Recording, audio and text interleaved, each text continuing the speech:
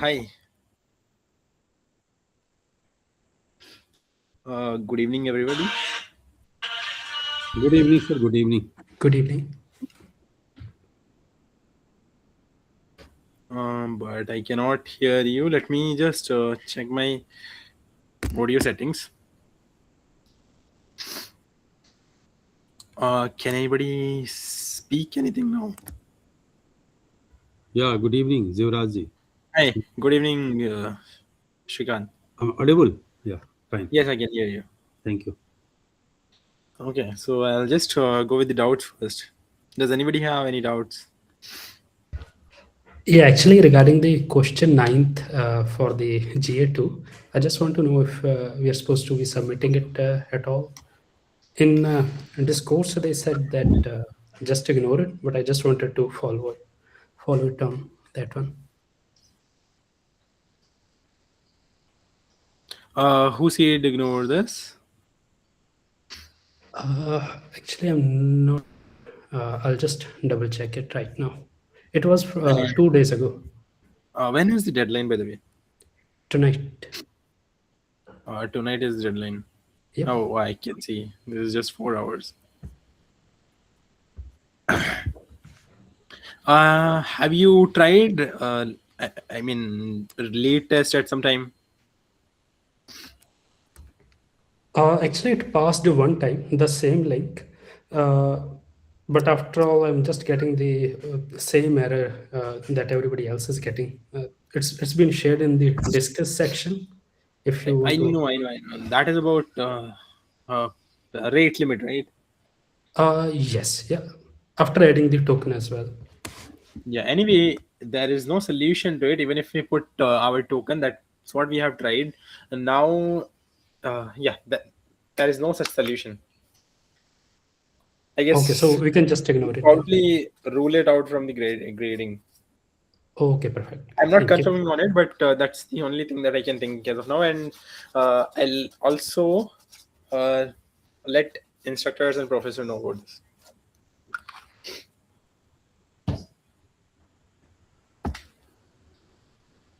Okay. So what it has been mentioned that everything will be checked by the AI. Then AI will, how this AI will ignore it?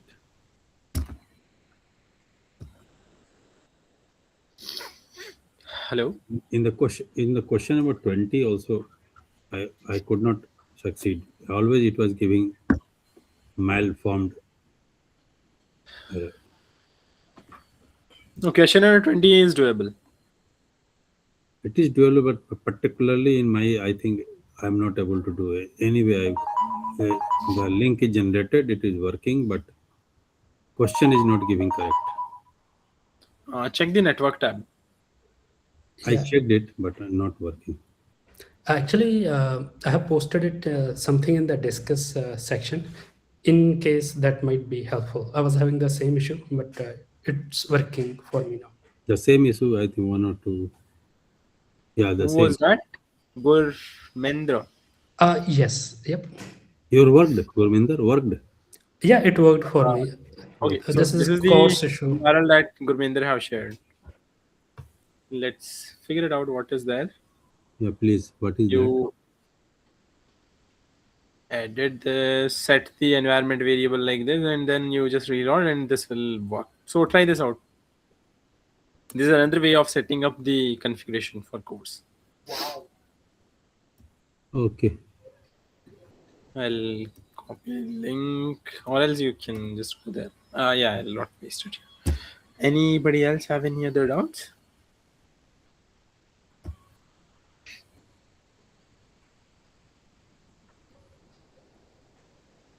Any other questions? Have any issues?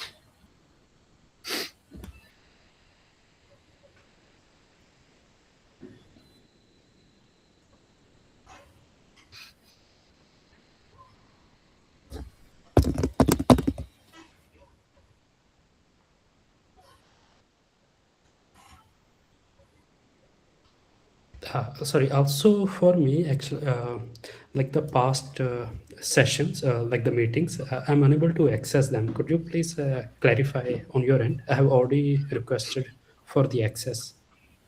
I mean, we are uploading them on YouTube,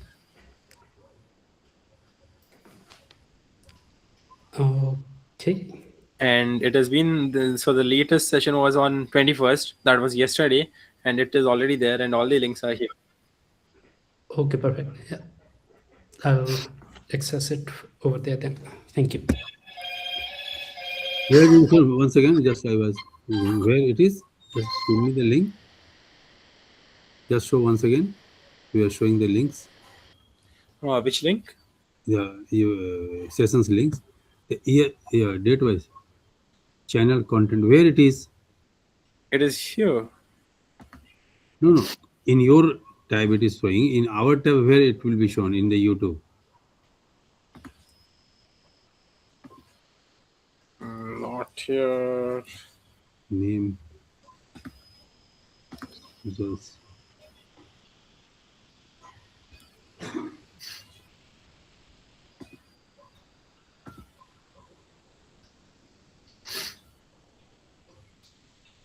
It's part of this playlist for TDS. I mean, now where do you see the live sessions? Description is also showing in that, but in our tab I think it is.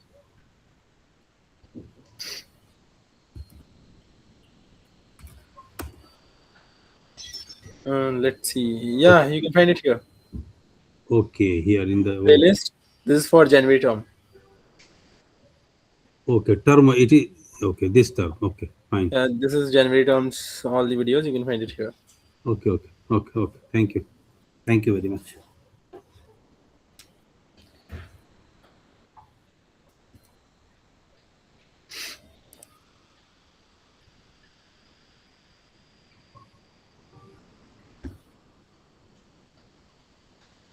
Okay. Anybody else have any doubts?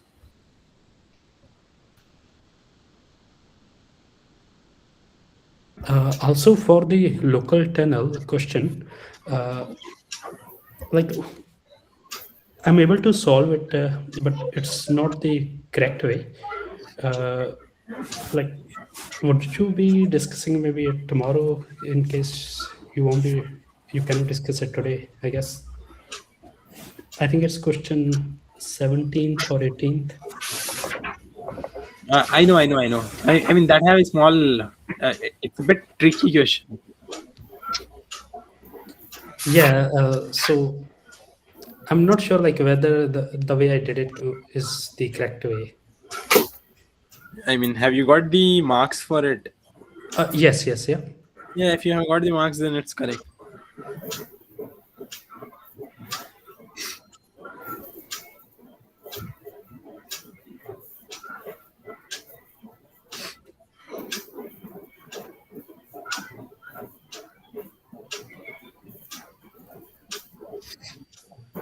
I have one confusion.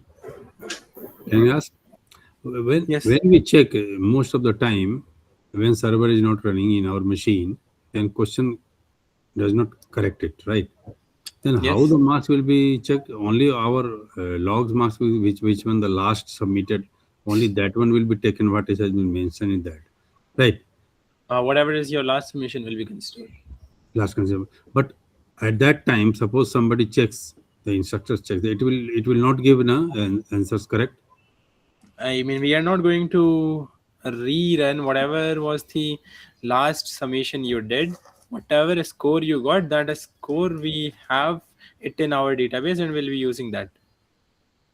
Okay, but this is also creating problem. Suppose we are doing something and we go for another question, then another server goes down because the the time limit of that suppose of Gemini or like that is not working.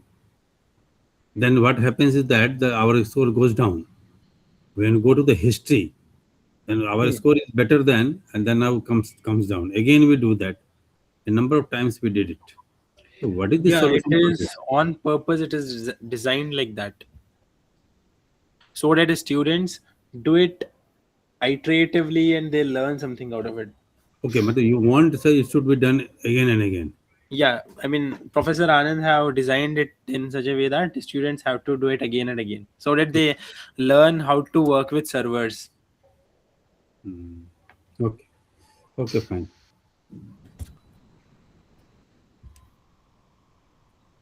Thank you.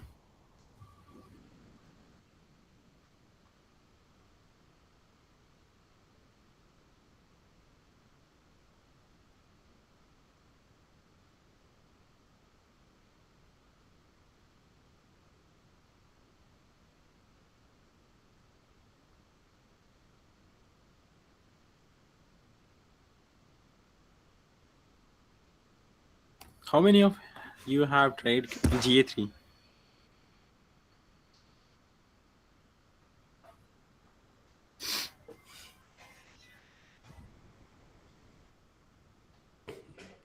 Not yet. Is it tougher than the GA2? I won't say that.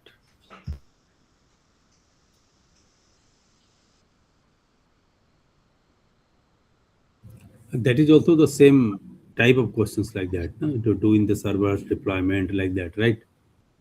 GA3 also like that. GA3 doesn't have any question that requires you to run any server. I believe so, as much as I can remember. Okay. So should we have the same approach to do GA3, or another approach is required to do that? What kind of approach, a prerequisite we should have to do that? Uh, Start attempting the questions and Directly we go to the question and the free GPT. yeah, Okay, go to that basics and solve the question. Is it like that? No, same way. same way. Okay, fine. Don't know why it is taking this much time to load it.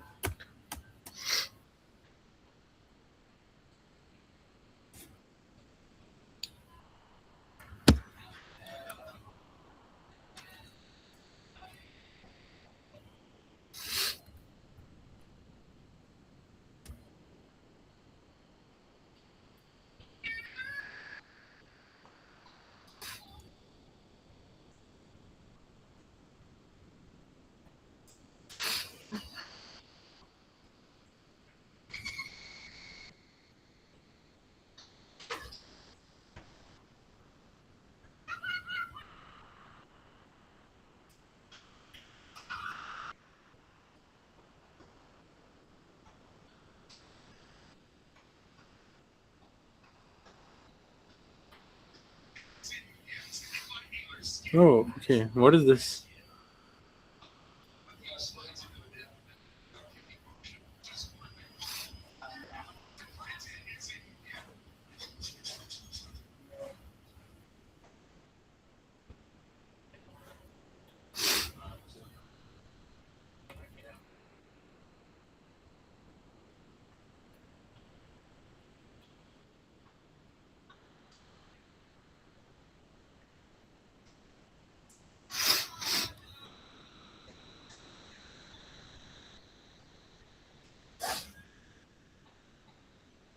I believe this is from past term. Somebody created this as a question bank for all the other students, and if they put in their files, their latitude, longitude, and then run the analysis, it gives you the answer probably.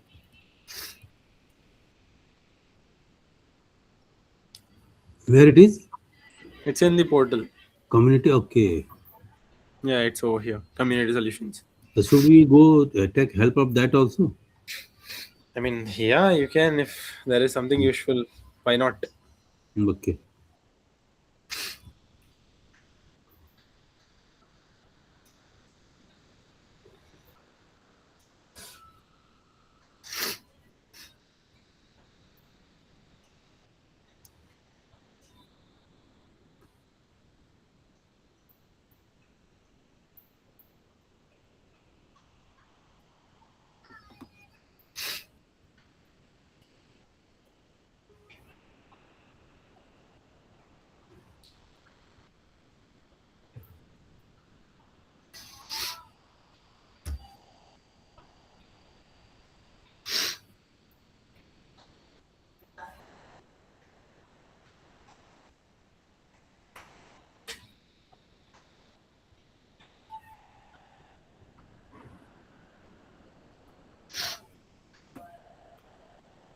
Okay, if nobody have any doubts, I can start talking about retrieval augmentation generation.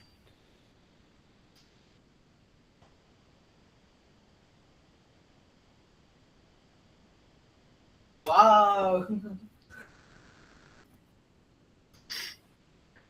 All right, okay. So So currently we have problems with GA2, but you can't discuss that.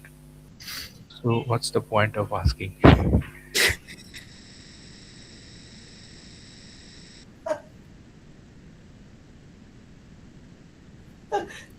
If I say the question is hard, we cannot manage, but then you'll say you have to do it yourself.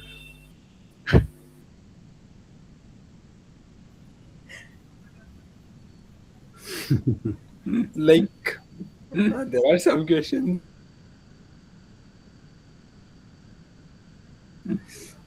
a problematic question. Other than that, they are all solvable. You just in this course, the job of the TAs is to motivate us, nothing else. Hmm. No, no, they guide us a lot. Actually, I'm taking this for the second time, so it will get more interesting. Yeah, it is already very. Yep.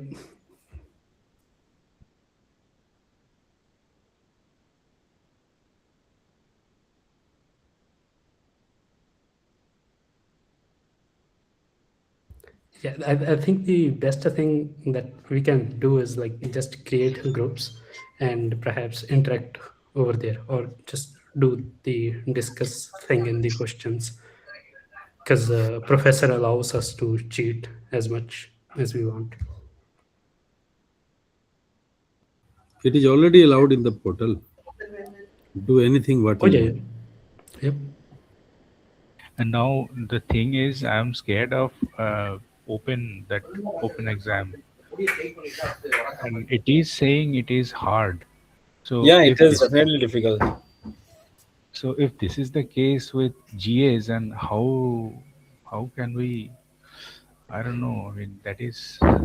Yeah, again, like if we found the groups, I think probably T is gonna tell us about that. Last time it was easy, but I think the way like the GAs are like designed this time, I feel it's gonna get harder, probably more difficult. Yeah, I mean ROE will. What do you feel about the difficulty of Project One? Is it more difficult than GAs? I actually haven't even checked the project yet. We are so I'm trapped in doing the the other GA2 projects. and GA questions. No? So one question Okay, takes at least like two, check three project hours. out. It requires a lot of work that needs to be done. So don't wait for the last minute or something. So Oh yeah, sure. only four questions has been released. No? It will. How many questions will be there in project total? Around 20 questions. 20 questions. Four slabs will be there. Yeah. So whether four question we have this four question will be connected to the next four or independent of this. They will be independent of these. Okay.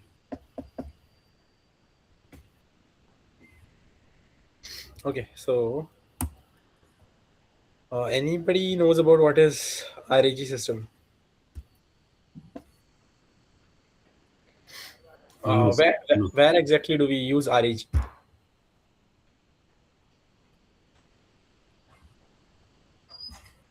Was it related to something the In document? layman's term, it is if you give it a document and then ask question, it will answer your question from the document. All right, okay. So why do I need that?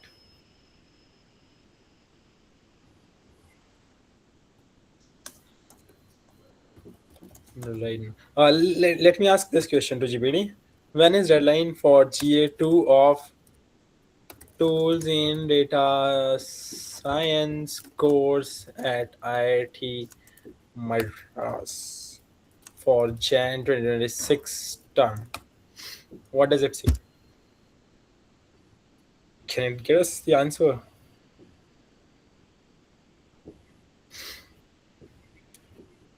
No, it will may not It'll be give. better if we can direct it to the particular source. Yeah, so it doesn't know about where to get the information from, Yeah. but these are the places where you can find the information. So now let's This say is if I indicating. This is indicating that this will not fetch the answers which are frequently changing in the current dates. Right. I did It is, not exactly got you what you tried to say. I'm trying to say that if the deadline had been declared 2 years back, then it must have given the answer. But because the deadline is being changed within one month or 2 months like that, it is not giving the answers. It is No, no, no, giving. no, no. No, basically, what happens is these GPTs, they are trained on you can say yearly basis or monthly basis. They are not trained on Hmm. every day. That Every is why. single That is day, why I am. every single day they don't train Yeah. their Yeah. GPTs, It, and they have old knowledge. yeah. Older knowledge. Correct. This is why they cannot get the information about what is updated. Okay, and if the Hmm. data is not publicly available, basically these models, how they train is they source the data from internet, and they then update their models based on the data they have found. But this training happens probably once in a year, or maybe less than that, or might be 2 or 3 times in a year. Okay, Hmm. now if you want the GPT to answer that question, I'll need to give this as a context. Now it should be able to answer this. So that is purpose of RAG. Basically, if your system, I mean, whatever LLM you are using, if that doesn't have information about uh, the uh, the it doesn't have the context of what you are asking, then it will not be able to generate the perfect answer for it. Now if you give the context, then it will work. But here what I have done is I have copy pasted this information to chat gpt, right? But that I cannot do. Let's say if this is the whole course content and I want to ask something related to this course content itself, there is so many things I can ask, particularly about this correlation with Excel. Like, what are the links used in tools in data science course?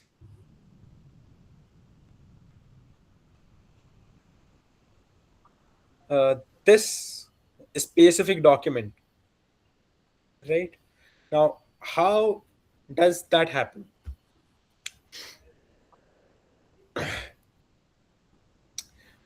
I mean, one of the thing I can do is I can this is being published by GitHub repo, and that GitHub repo I can open here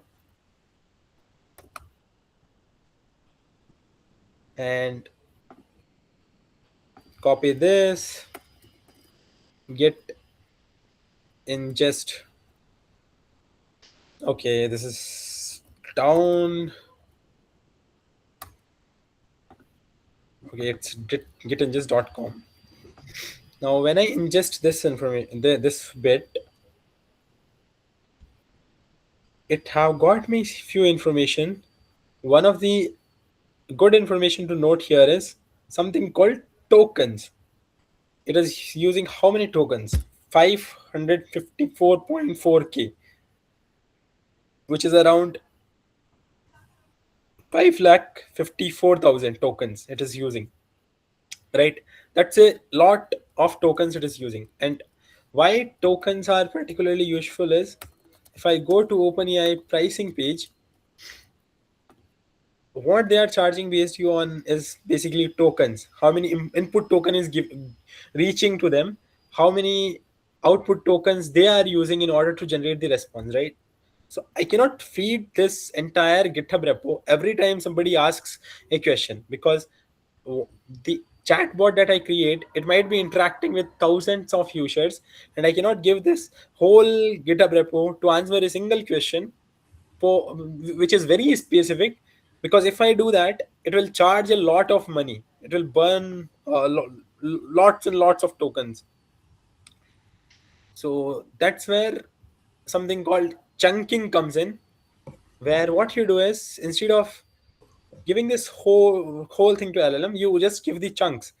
And there is one strategy, fixed size chunking, which is like you take some 1,000 tokens. So 1,000 tokens you can think of equivalent to 300 words. Generally, three tokens are considered as one word. This is general estimate. Now, if you have 300 words, that is equivalent to saying that 1,000 tokens are in this paragraph or this chunk. Now, what we do is, this entire GitHub repo, we create chunks out of this GitHub repo, right?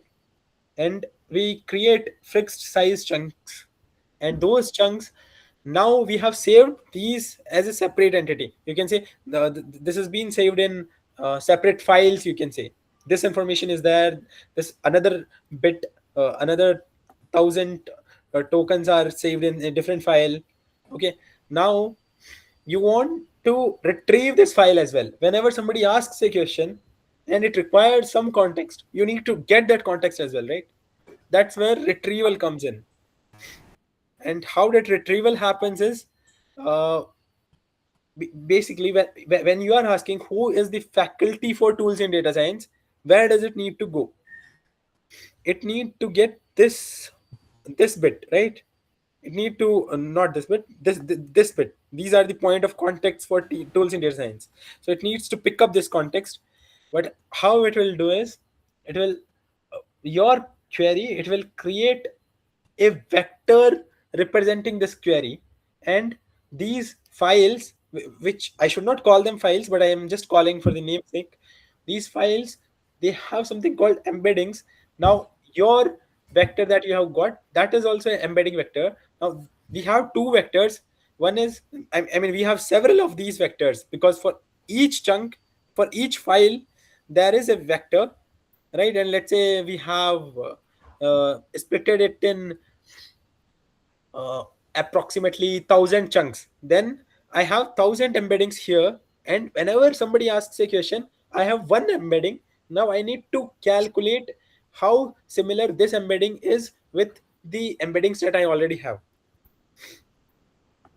Okay, and this is generally what happens. So similarity is what they calculate with all these 1,000 files. How similar is this question that is coming to me? Now I'm going to code this exact thing. Before I do that, does anybody have any doubts?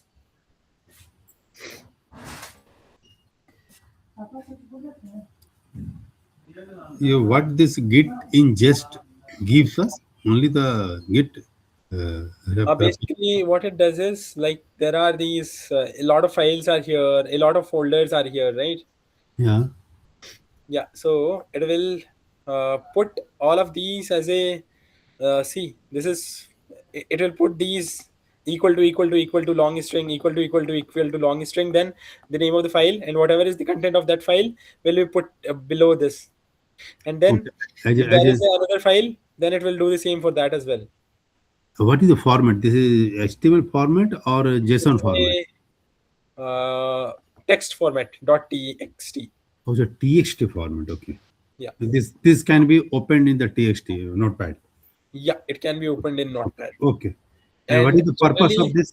purpose of this is to give context to LLMs. Okay, fine. Okay, so now I can copy this. Before I do this, does anybody have any doubts?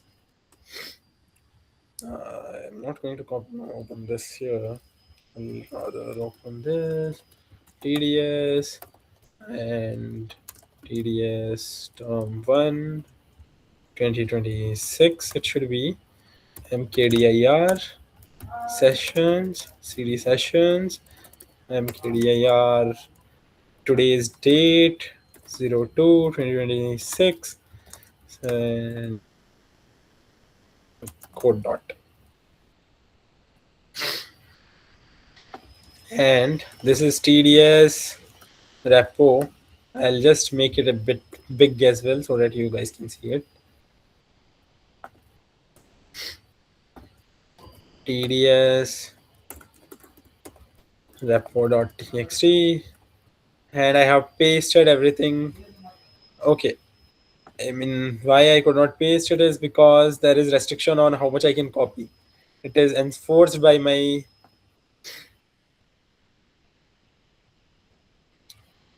but I can get it from here and move it to this one.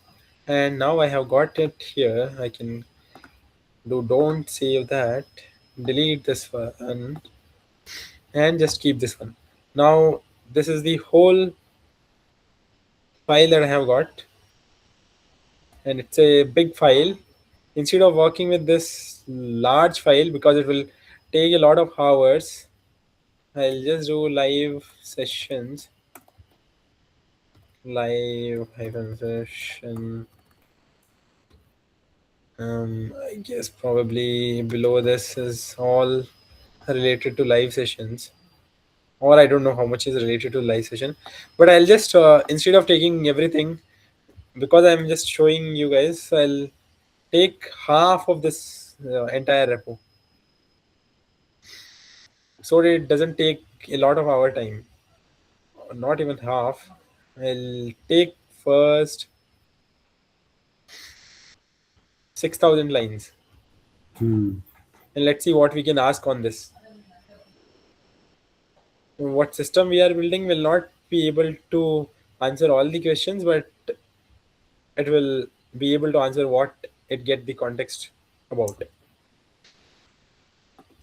First 6,000 lines for txt, control s. Now I mean,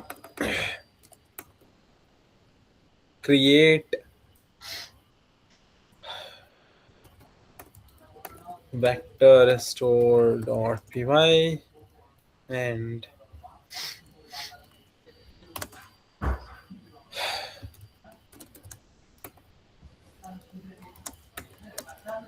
this script reads file. This script takes file name as argument in command line while executing to the file, and stores the embeddings generated by OpenAI text embedding 3 small model. This is a specific model that lets you create embeddings. Now import. What is wrong with this? Why it is not highlighting the syntax?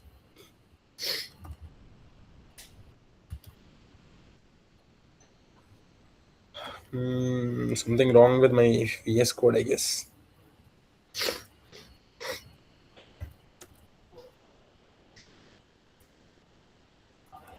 HTTPX. HTTPX is for sending the requests. HTTPX dot client.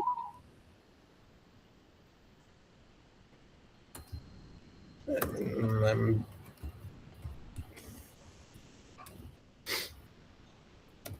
do this. Use api.openai.com as base URL for LLM.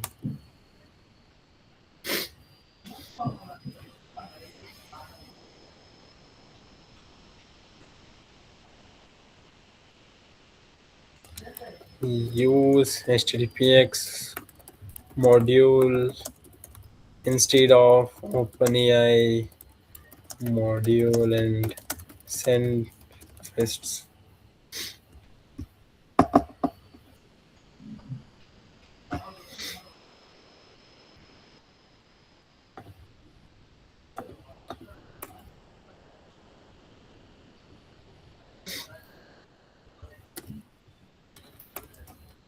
Read the file name from Okay, anyway, I will start doing if underscore name is equal to underscore.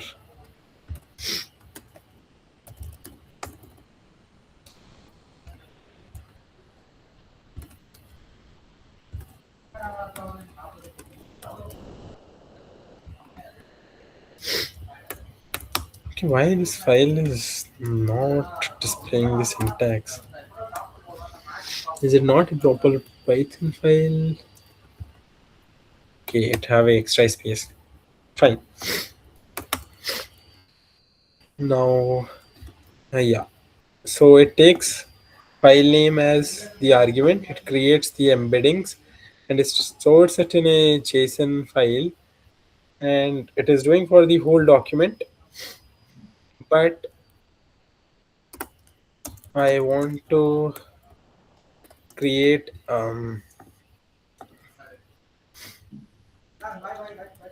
have a separate function for chunking the file that we get as input and store embeddings against each chunk.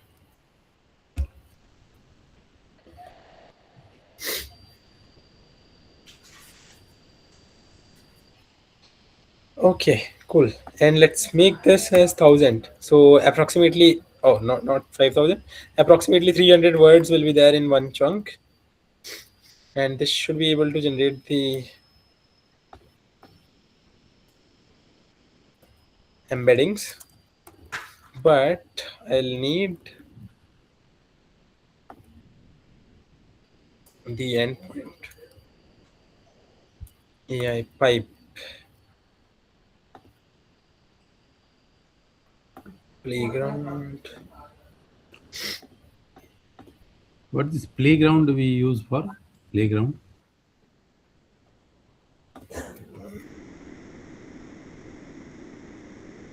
Am I audible?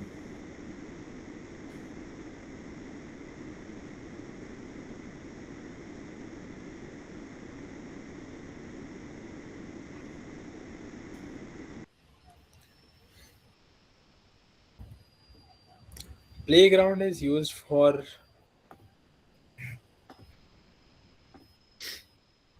I mean, figure it out why what it is used for.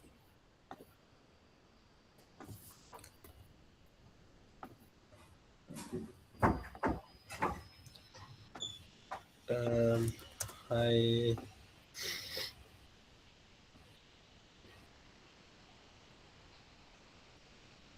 return the response, and this is the endpoint that I have used.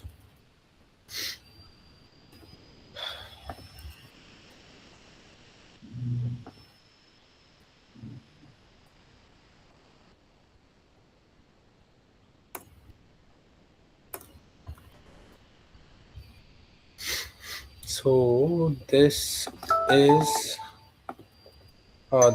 okay. Let's test this out if it is correct or not.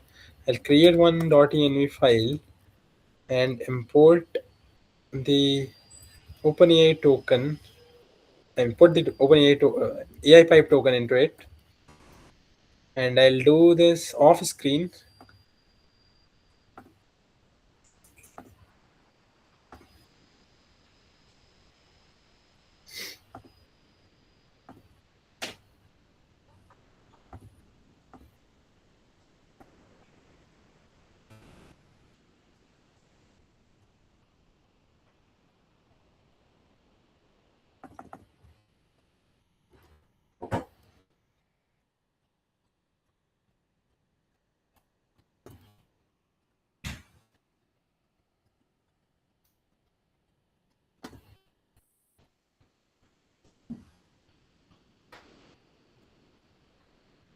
Okay, is my screen visible? Yeah, visible. All right, okay. So I will also need a requirements requirements dot txt, and HTTPX in there. I'm creating a virtual environment. Activated that. Installing the requirements. Now let's run this against our first 6,000 lines. And I don't know what it is doing, like how many of them has already been processed, and it is a write timeout. Okay, and why did this happen? HTTPX APIs.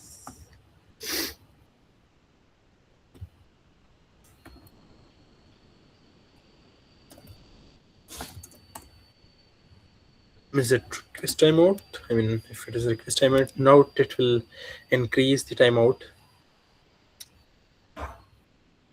Operation means that the HTTP request to the embedding took too long, or API took too long to send the data and timed out. This is often caused by sending a large payload or network issues. Your script reads the entire file. Okay, instead of this, let's make this OpenAI and see if this works.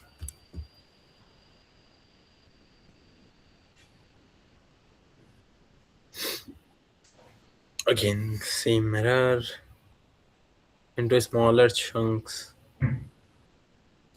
Even if I mean, anyways, 1,000 is very small. If I make it even less, it will be, yeah. So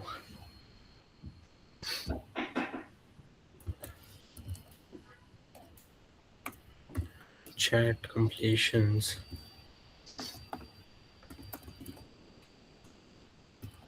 Response.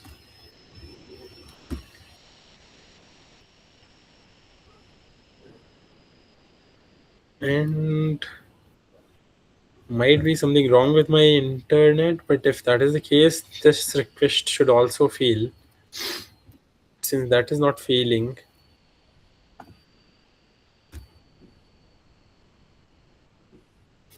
um,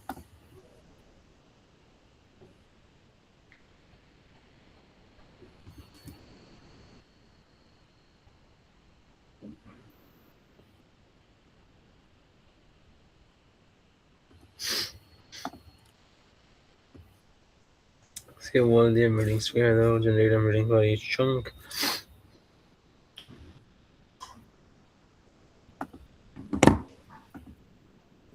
Oh, this one is failing because this model itself is wrong.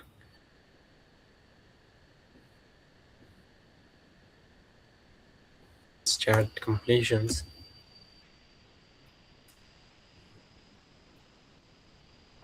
I'm just testing my APIs right now.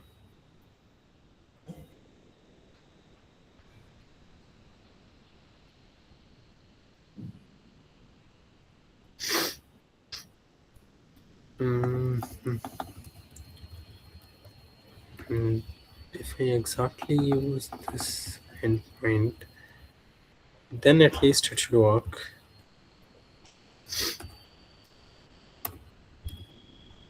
Oh, okay. I got this. Why it is failing?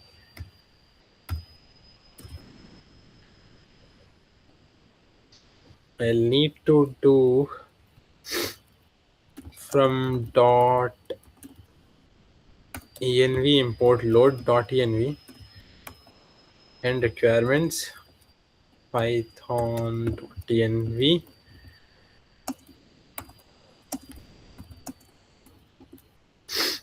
Install this and let's see what it gets now.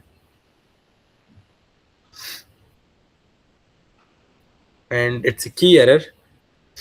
That's okay. Now let's see what the response actually is looking like.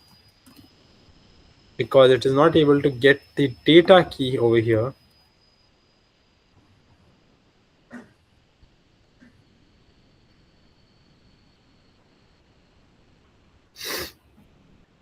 Okay, again it's a timeout to write operation timed out. Let me increase the timeout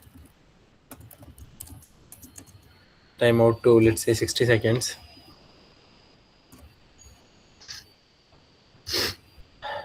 Basically, how timeout works is, by default, HTTPX have a timeout of 5 seconds. If the API call doesn't send any response within 5 seconds, then it will not wait for any longer.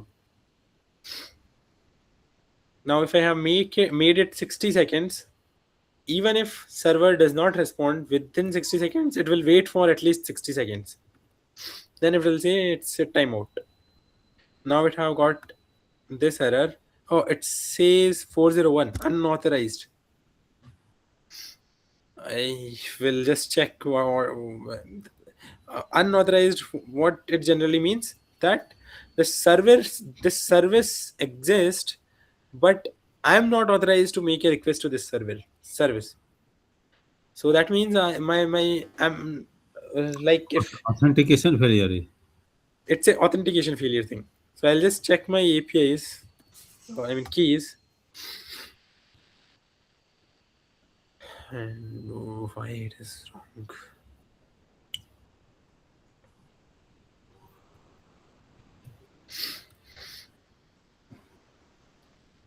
Where it is checking, okay, this is authentication failure. Some files should be there in the browser, no? No, not in the browser. How, on what basis it will give failures? When we are checking it, then it is giving response that is fail. Means some benchmarking is there. That's why it is comparing with that, and the failing message is coming. So where it is comparing.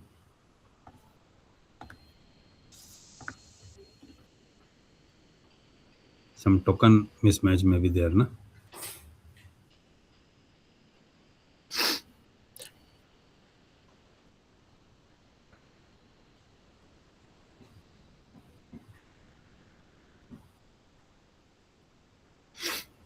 Not token mismatch.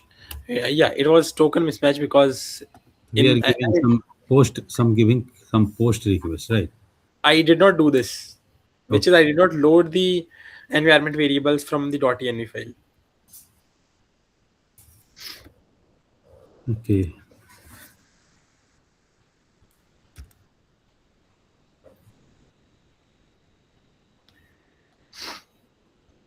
Now, earlier what response I got was 404, and what 404 means is File not this, found.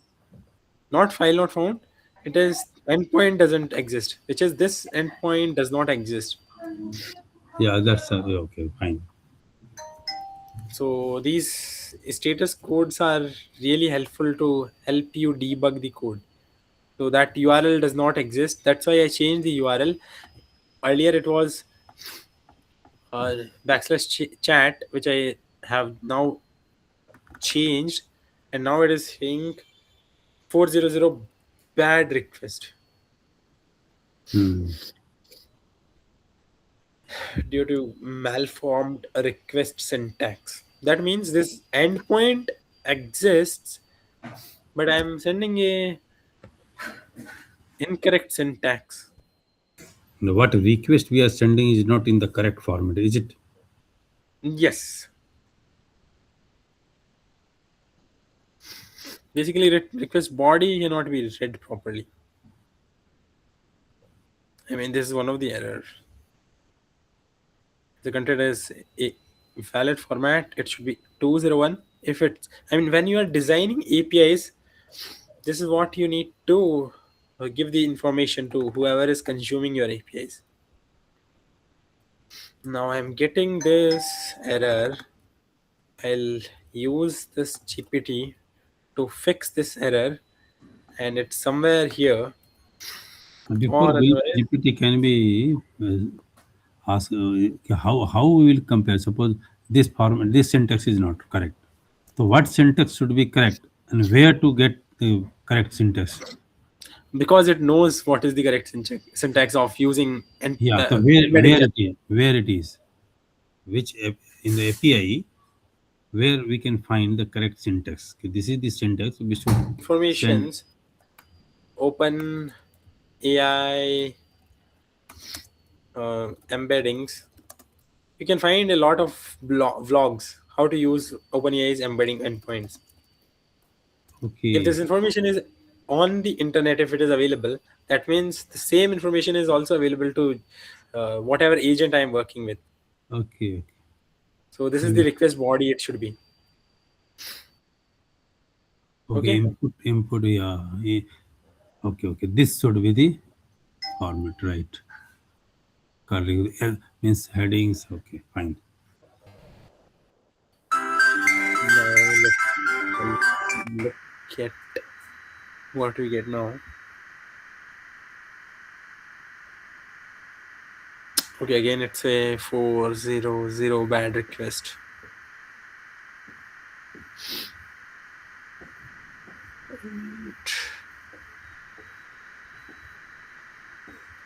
I need input and I just need a model which should work because endpoint is also matching. Now okay. Hello, yeah, so you're present. I'm in my room. I'll come in by 15, 20 minutes. Yeah, yeah, what happened? You have laptop. I'm not going to take my laptop. You want laptop? Yeah, embeddings Why? models are What are you there want? What you're watching right and yes. now? Are you same actually? I thought of taking my laptop, but I am also Okay, going embedding to is home. not here. Okay, then I'll come wait. Is it in utils? It is in chat. Okay, this is also not there. Okay, what is there in this file then? Fetch. It's sending it request to target URL. And what URL it is using?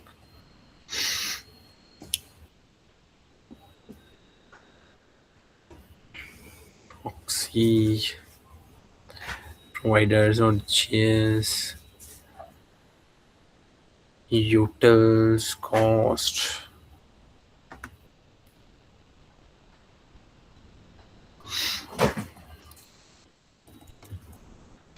Could you slightly increase the font? Slightly.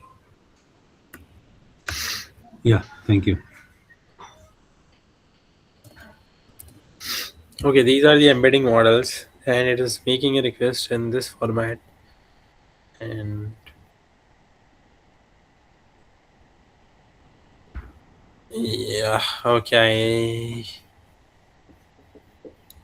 This is what we are getting 400 status code. And let's say I don't understand what this means is I'll just copy paste to here. This is how AI pipe treats the request to embeddings endpoint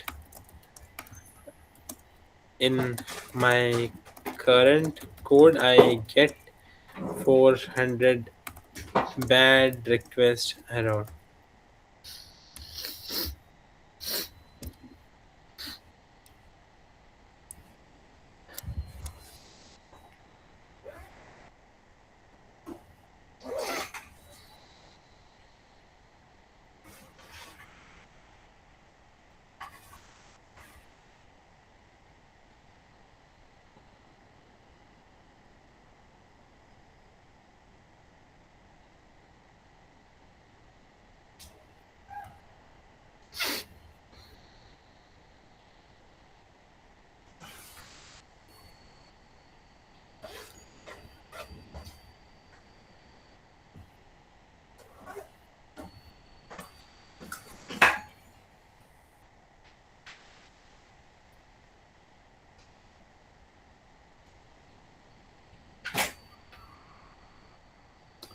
Oh, okay. It's a different endpoint.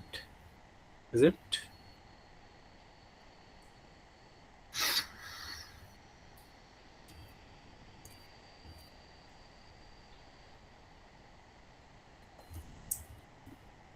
Embedding in.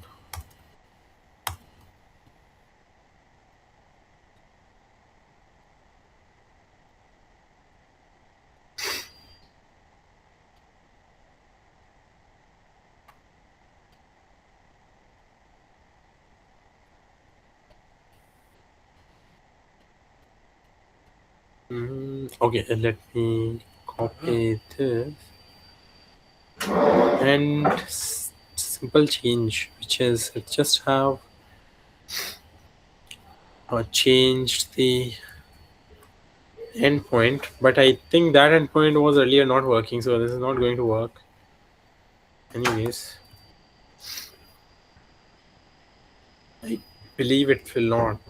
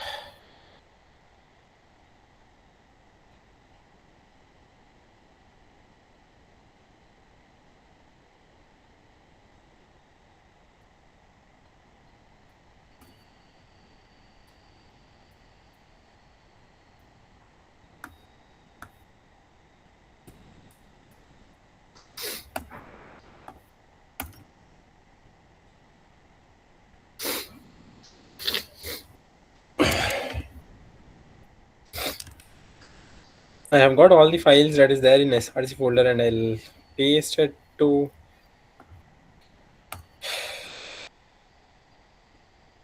GPT,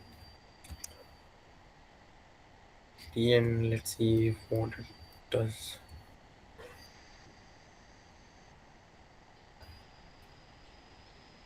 Open router.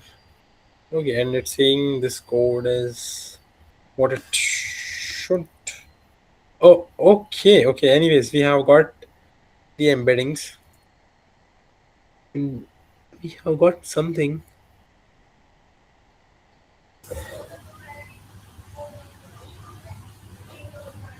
which I'm not able to understand because it's a HTML. No, it's a JavaScript. Yeah, it's a HTML and JavaScript both.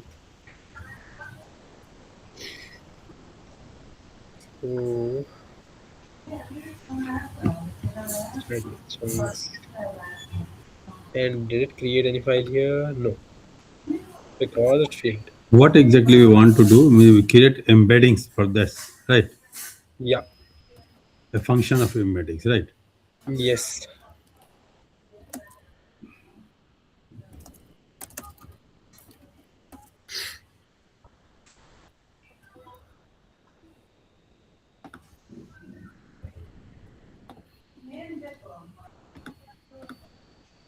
Okay, this request was here. And point looks correct.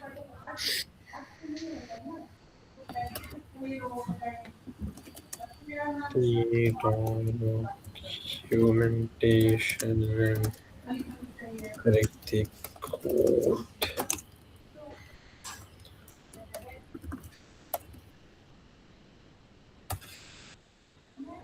And this response.text is a long string which I cannot even read, and it have also okay. But this model actually exists over there. It was there in the pricing.json.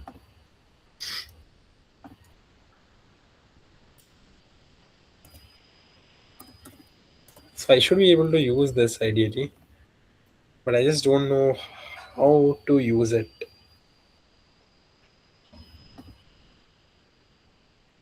But it did not change any endpoint or anything. So this is not going to work because it haven't changed the- anything related to the service.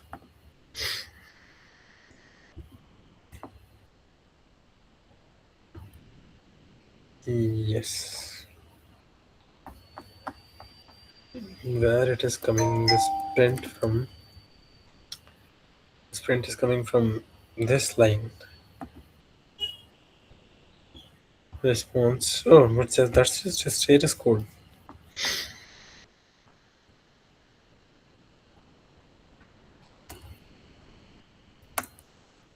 Now it gets this long response.txt because we are just getting the status code. Oh, okay, because it is going here as well. And here it is printing the response text.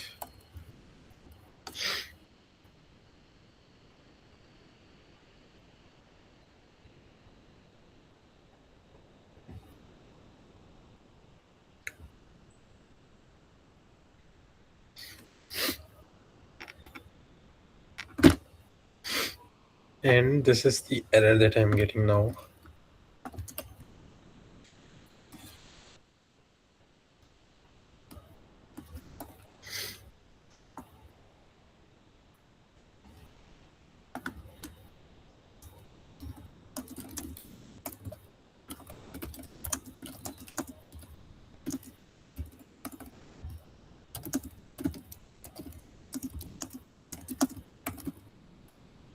Provided you.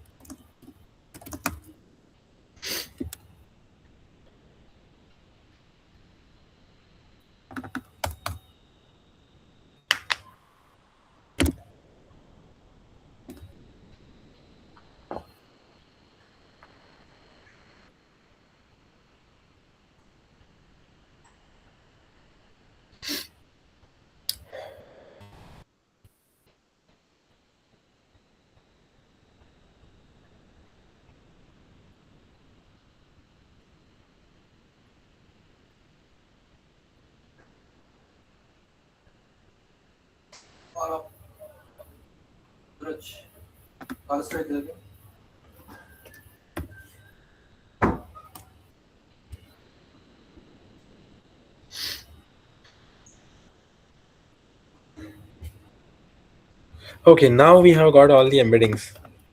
And let's see what we have here. So basically it's storing a lot of vectors. And let me see how many vectors it is storing. It's storing 320 vectors. So it have created 320 chunks, but it haven't stored the chunks itself. So I'll have to. Uh, I mean, now what is missing out of those text documents? But now I don't know which text it belongs to, right? That's why I also need the information about the text itself, not just the embeddings. Because even if I do the vector search, when I do the how similar this is to usual query, I do the vector search. Now, when I perform the vector search, at the end I need to give LLM the text because it cannot do anything with these embeddings, right? So we'll have to also store our uh, text that is corresponding to the embeddings. But before I do this, I mean, this is fine. This is 1000 is fine. Okay. I want this is working now, but I also want to store the text corresponding to each vector, each embedding vector. and so that I can use rag on it and process queries.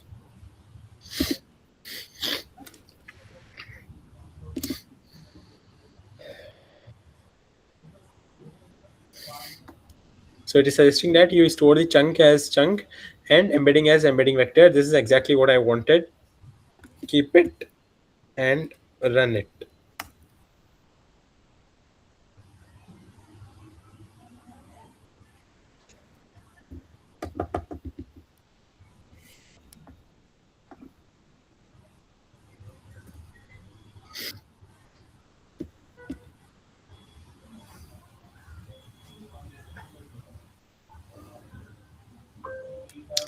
Now we have created a file, which is this is the file. Let's format it, and it have this chunk, and then it have this embedding. And why there are so many of these?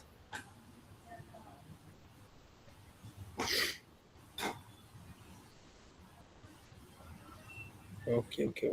Very big data. Yeah, this is fine. Huh? Sorry. Very big data of embeddings, and chunks are very less. Yeah, chunks are almost 300 words because I said there are like 1,000 chunks we One have selected, right? And one each word has one word has one word is approximately three 3,000. tokens. One word is approximately three tokens. Now, if I am saying that every chunk should have 1,000 tokens, which is similar to saying that every chunk should have almost 300 words. 3,000. 300. 300 words. I mean, exactly 333 something. Mm-hmm. These are all rough calculations, but you can increase it. If you increase the number of chunks, then there will be less number of embeddings. Now, okay, now when you are searching for the right document, what you do is you need to calculate embeddings against.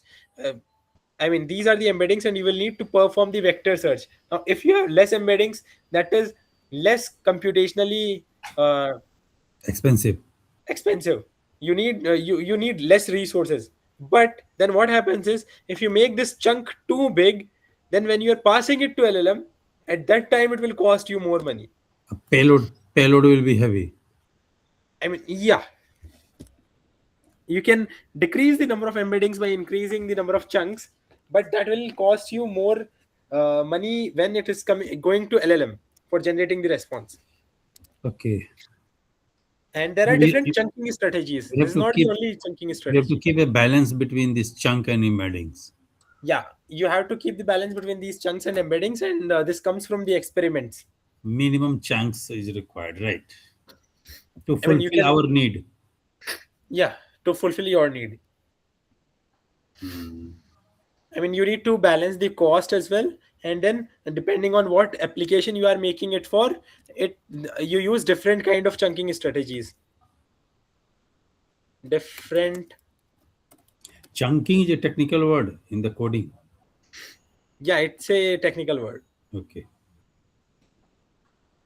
So this is fixed size chunking, which I have showed you just now, and then this is recursive chunking. In this method, we divide the text into a smaller chunk in a hierarchical and interactive manner using a set of separators. If the initial, Iterative manner. yeah, and document based chunking is also there. Like these are different, and then this is semantic based chunking, and then agentic chunking where you provide the whole thing to LLM and you ask the LLM to give you the chunks. That's a one-time thing. When you are creating the chunks, you ask LLM to generate the chunks, and then you create embeddings by yourself. I Can mean, we give prompt to LLM to create the chunks based on our need? We will explain in that need. Then why not? it will create like that. Okay. Yeah, it will do that. Now, I mean, yeah, this is fine. Now, uh, retrieve something dot py, import os, import httpx from dot env, load dot env file, and os dot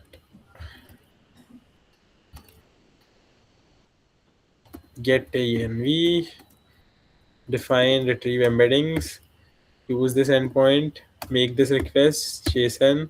This load dot env function automatically creates the environment variables, virtual Yeah, environment. load env function automatically gets the environment variable from .env file or whatever file you specify here. Okay, in our files, whatever it is there, it will load. It will load. Okay. Then what is the function of requirement.txt? The same is there in the .env, no? What is the function of? Requirements.txt. In the requirement.txt is also for the virtual environment, and that .env is for the environment of this particular chunking. What the Yeah, relation between the virtual environment and .env?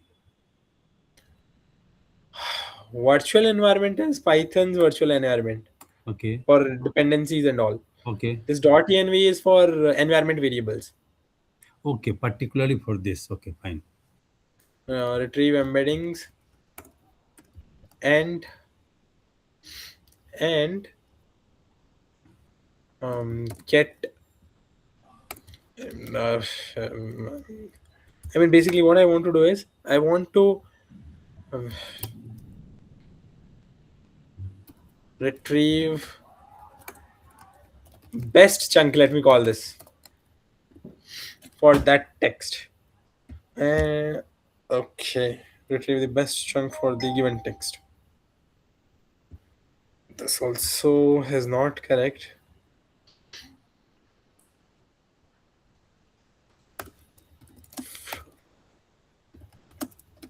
From all the chunks in the chunks.json file,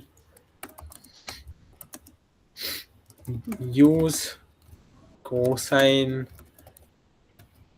similarity to find the best chunk, and it is making a request.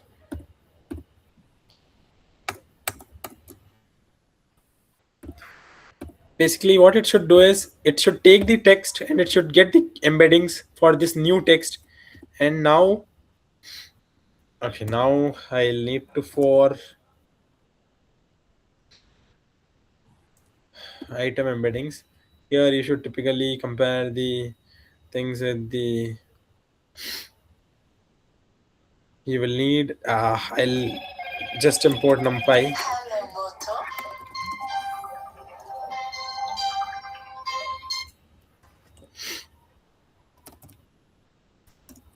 As np. This will let me do the computations.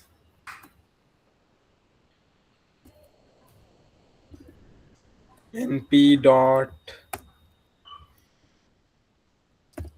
array cosine similarity function numpy.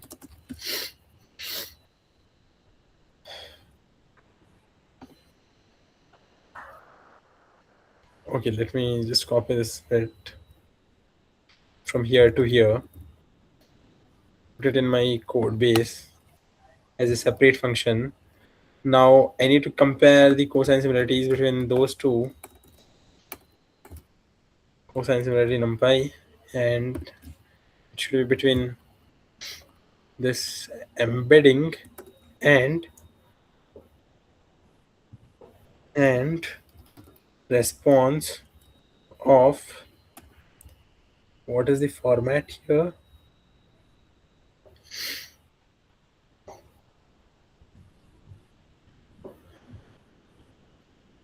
Where this item is coming from? It is coming from response.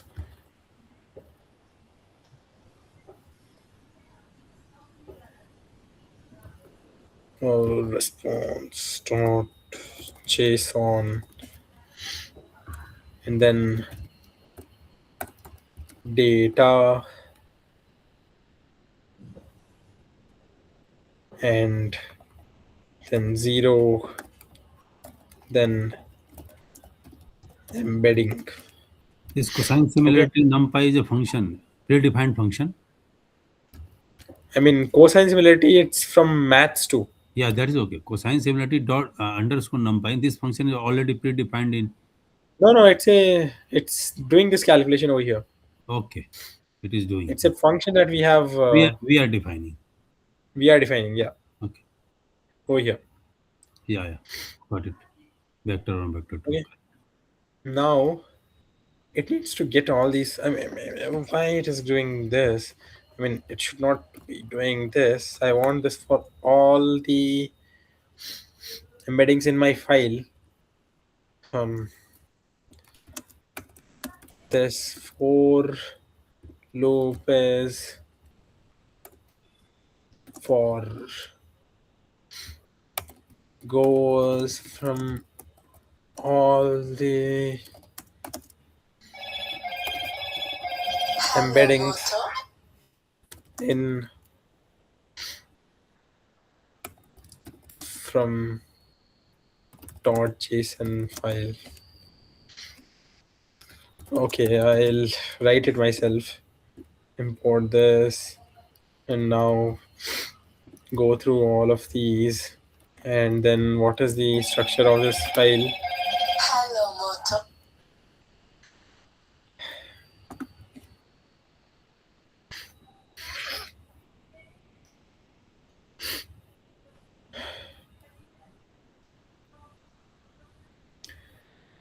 Okay, basically what I'm trying to do here is I'm going through this whole file. I'm getting the embeddings, then I'm getting text, and I'll create the cosine similarity. And then what I will do is whichever is the maximum similar, I'll pass that to OpenAI endpoint to generate the response. This is all I'm doing right now. And time is up. That's why I'll just end it here. If anybody have any doubts, we can take those now.